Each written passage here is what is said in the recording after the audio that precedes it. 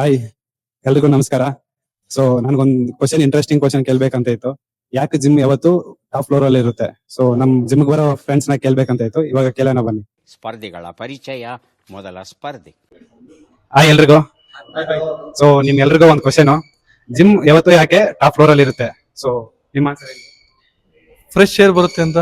Fresh air ಅಷ್ಟೇನಾ? ಮತ್ತೆ ನೀನ್ ಈ ತರ ಅಂತ ಬಿಕ್ಕಳ್ತಾ ಇದ್ರೆ ನನಗೆ ಹಿಡಿಯುತ್ತೆ. ನಾಯ್ಸ್ಗೆಲ್ಲ ದೂರ ಇರ್ತೀವಿ ಅಂತ, ಪಬ್ಲಿಕ್ ನಾಯ್ಸ್. ಬ್ರೋ ಅದೆಲ್ಲ ಮ್ಯಾಟ್ರೇ ಅಲ್ಲ ಬ್ರೋ. ನಮ್ ಬೇಬಿ ಹೇಳಿದಾಳೆ, ಬರ್ತಾ ಇದೀನಿ ಬ್ರೋ. ನಿಮ್ಮ ಆನ್ಸರ್ ಬ್ರೋ? ನಮ್ಮ ಆನ್ಸರ್ ಏನಿಲ್ಲ ಚೇತನ್.